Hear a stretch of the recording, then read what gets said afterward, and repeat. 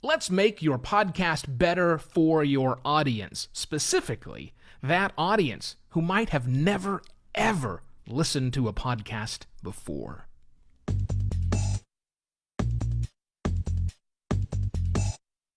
Hello and welcome to another podcast Pontifications with me, Evo Terra. Audiences. Making sure that we build content for the audience is key. I've talked previously, back in Season 1, about your avatar, but I want you to think about that differently today. Yes, you should have an avatar in mind for your show. That's the perfect person who is your listener. That ideal person. So you can really craft and fine-tune your content. That's great. Keep that in mind. But I want to play with the concept of audiences, and I want to play with it in 4 different episodes this week. So the first one, what happens if your avatar, that perfect person who's listening to your show, is part of the 75% who have not yet picked up the habit of listening to podcasts? Maybe they've listened to one. Maybe they've thought they've listened to one. Maybe they've seen a YouTube video. Maybe they've hit play on one of those audiograms that's going around.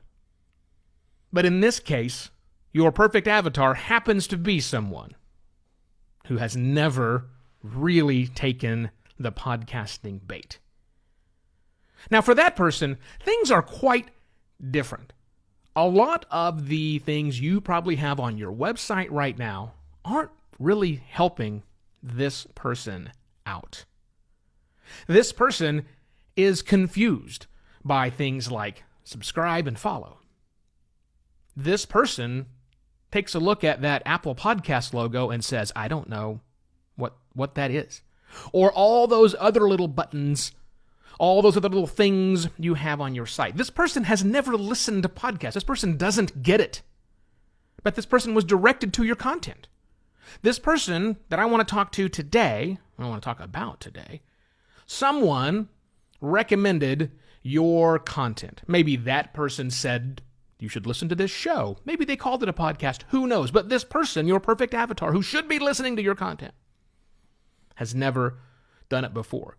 Someone has told them by word of mouth, which, by the way, is the most popular or the most cited way people find new content. They still say it's word of mouth.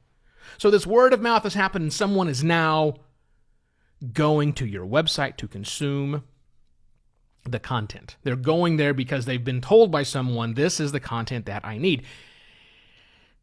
Let's get specific about your website. When that person goes to your website, and they've never listened to podcasting before, someone just said, this person has really good content, you should check out their show. Are they going to get it? Are they going to be able to listen? Because that's the thing you want this person to do. You want them to listen to your content. You don't care about subscribing. They don't even know what that means. You don't care about following. Again, they don't know what that means. You want them to listen and to be able to easily listen. That means your homepage needs to have front and center, well above the fold, with like flashing red arrows pointing to it. Click this play button. Listen to this. This is the thing. This is why you are here. Strobe lights pointing down saying this is it. Are you doing that? Is your homepage set up that way? Or is your homepage set up for other audiences, which we'll talk about throughout the rest of the week? But right now, I want you to think about this person who has not yet listened to podcasts. Is your homepage set up for that person? And that means a very obvious play button in such a way that clearly indicates to that person they should listen. Because again, word of mouth. Maybe they got a business card. Maybe someone wrote it down. Maybe someone emailed them a link to your homepage. It's got to be there. Not buried. Not hidden. Not multiple clicks away. Right there. The second thing to think about is it might actually be an individual episode page someone sent them a link to. That happens quite a lot. Hey, this episode was just that thing you were talking about in the office the other day, Sally. Check out this podcast. Check out the show. Email, send. Sally, who's never consumed podcasting before, who doesn't know what they are, who thinks they're videos maybe, who's seen audiograms maybe, who's heard about it on The Good Place, doesn't know what to do. She clicks that link because she's assuming that that's where the content is. When she gets to your episodes page, can she hear it? Can she listen to the content? Or have you buried that somewhere else? Is it hidden over in the right-hand side in a rail, navigation bar, buried in her podcasts somewhere? No way for her to play. She needs to be able to play the show right there from your page. Now let's talk about the player, the third thing, that thing which they're going to, hit and play. Not only should it look good, and by the way, here's the good news. Most podcast hosting companies, most dedicated podcast media hosting companies have a player. If not, Radio Public makes a very nice player, which you should try. Give it a shot. Works great, looks wonderful, loads nicely. But that's not enough. Because when they hit play, what happens? Clearly what happens is your content begins to play. Sure, okay, I get that. But think about the experience that person who has never listened to podcasting or has watched a video thinking that was what a podcast was, or has clicked an audiogram in a Facebook stream because that's what they thought a podcast was.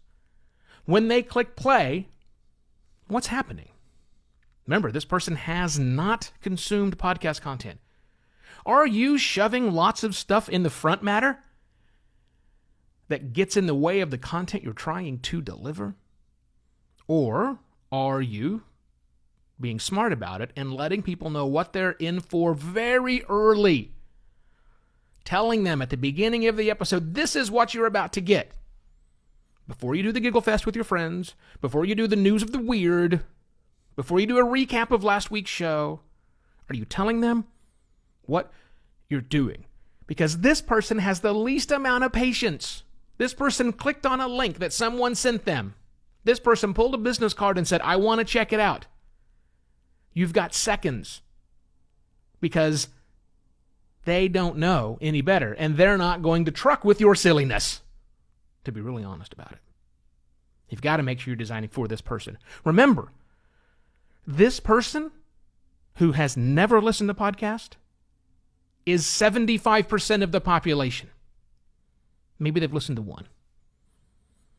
And maybe, again, it wasn't even really a podcast. 75%, which means for every person that comes to your website with the intent of consuming your content, there is a 75% chance. 3 out of 4 times.